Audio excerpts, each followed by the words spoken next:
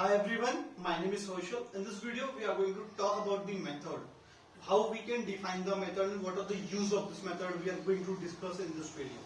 First, we will talk about basically what is method.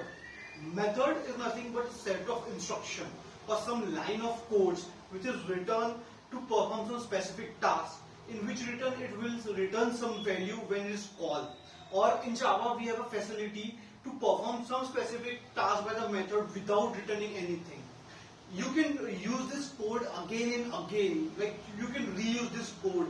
It will save your time, it will save your efforts. So also it is called as time saver. So we will see some basic components in your method. What are the some basic components and how you will return this method. First, we will talk about modifier, access modifier. How and where you can access this method. First, there are three types. First is your private. Private, you can access within that particular class only. Then we have a protected. When you give the protected method, it can be accessed from your class where it is defined or from your subclass. Or there is third option, you can public. You can call your method or use your method in the application from anywhere, right? Then we have another component which is a return type. You have to declare which type of data is returning. And suppose if it is not returning any value, then you can use the null. Then we have a parameter list. Parameter list is nothing but the parameters we are going to use in the program. It will you can separate this parameter list by giving the comma, depending upon your data types. What are the data types? According to that, we will separate this parameter list.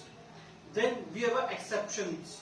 You can write some exception in your method and it will throw this exception when it is called.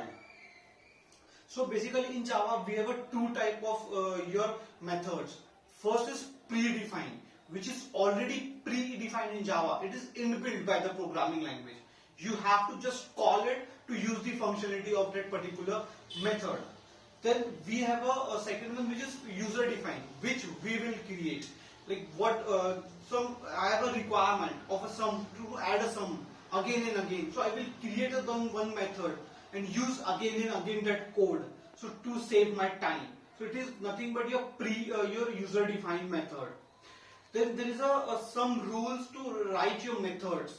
First, your name should be in a lower case. The method name should be in your lower case, and it should be a verb. Like as a method is performing some task, it is doing some action. So that's why it should be some your verb. Like I give the adding, addition, subtraction. So it is an action, nothing but your action. So like we will talk about the last point, how you can call your method and when your method is called. There is a scenario when their method is called to use their functionalities. First, it is reached to the last statement. Second one, it reached to the return type. And third one is when it throws. This is all the scenario and this is all about your methods in Java. Thank you and have a great day.